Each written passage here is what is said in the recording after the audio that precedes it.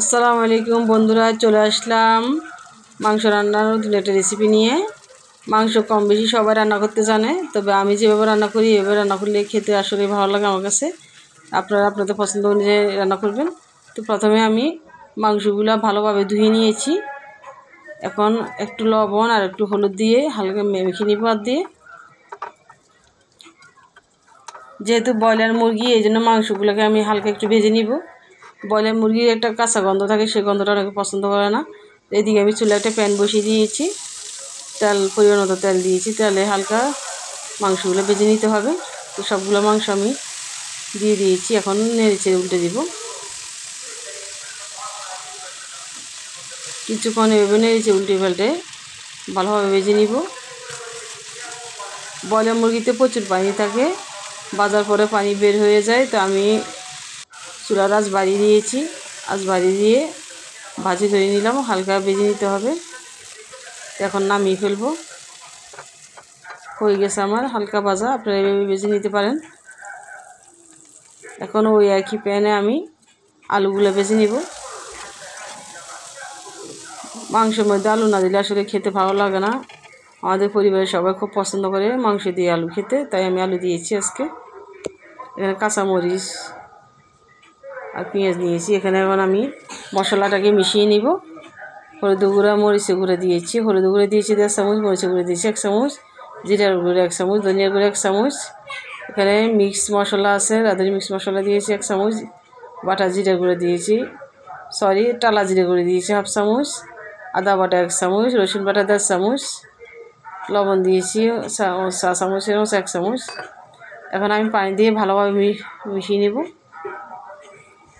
রান্না করা 10 মিনিট আগে এইভাবে মিশিয়ে নিলে মশলাটা অনেকক্ষণ ভিজবে। ভিজার সাথে সাথে মশলাটা একদম বাটা মশলা, একটা ঘ্রাণ আসবে। এখন তেজপাতা, দারচিনি দিয়ে দিয়েছি। এখানে দিয়েছি মশলা, গরম মশলার গুঁড়া। এখানে 1 চামচ আমি চিনি দিয়েছি। চিনিটা অপশনাল, আপনারা চালিয়ে দিতে পারেন, নাহলে বাদও দিতে পারেন। এদিকে আমি চুলায় একটা প্যান বসিয়ে দিব। তেল গরম হয়েছে কিনা হাত দিয়ে দেখব। তাপটা যখন দেখবো যে একটু গরম হয়েছে, তখন আমি পেঁয়াজ কুচিগুলো দিয়ে দেবো। পেঁয়াজ কুচিগুলো দিয়ে হালকা একটু ভেজে নিতে হবে। এখন আমি যে মশলাগুলো পানি দিয়ে ভিজিয়ে রেখেছিলাম, মিশিয়ে রেখেছিলাম 10 মিনিট আগে, সেই মশলাগুলো দিয়ে দিব। এভাবে মশলা ভিজিয়ে রাখলে বাটা মশলাটা ফ্লেভার আসে। আসলে যারা গ্রামে থাকে তারা বেশিরভাগ বাটা মশলা দিয়ে মাংস রান্না করে। এখানে আমি 8 থেকে 10টা কাঁচামরিচ দিয়েছি। কাঁচামরিচের 2 মাথা আমি কেটে দিয়েছি, যেন কাঁচামরিচের ফ্লেভারটা মাংসের সাথে মিশে যায়। খুবই ভালোভাবে 5 থেকে 6 মিনিট আমি মশলাটাকে অনবরত নেড়েচেড়ে কষিয়ে নেব। দেখেন মশলার কালারটা কত সুন্দর এসেছে। তো মশলা ভালোভাবে কষানো হয়ে গেছে। এখন আমি ভেজে রাখা মাংসগুলো দিয়ে দেব। ভেজে রাখা মাংসগুলো দেওয়ার পরে আমি মশলার সাথে খুবই ভালোভাবে মিশিয়ে দেব।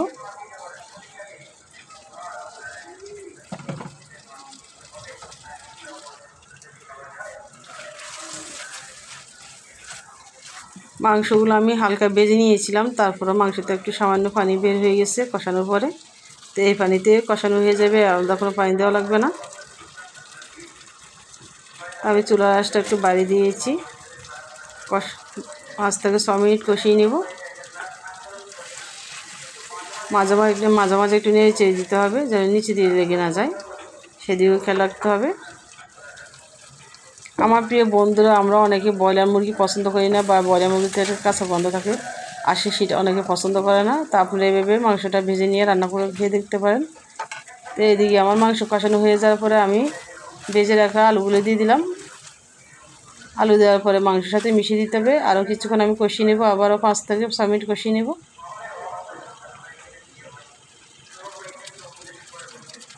একটু কষানো হয়ে গেছে আমার প্রায়। এখন আমি এই মগের 4 মগ পানি দিয়ে দিব। আপনারা চাইলে কম বেশি দিতে পারেন। যেহেতু আলু দিয়েছি, সেজন্য আমি পানির জলের পরিমাণটা একটু বেশি দিয়েছি। আলুতে প্রচুর ঝোল টানে, নামানোর পরে ঝোলটা আরও ঘন হয়ে যাবে। এখন একটা ঢাকনা দিয়ে ঢেকে দিব। ফিরে আসবো কিছুক্ষণ পর। তো বলক চলে আসছে, যেহেতু আমি গরম পানি দিয়েছি। চেষ্টা করবেন মাংসের মধ্যে গরম পানি দেওয়ার জন্য। গরম পানি দিলে হয় কি মাংসের স্বাদটা ভালো আসে এবং বলকও তাতে চলে আসে, রান্নাটা খুব চটজলদি রান্না হয়ে যায়। তো ঢাকনা খুলে আমি হালকা একটু নেড়ে দিব।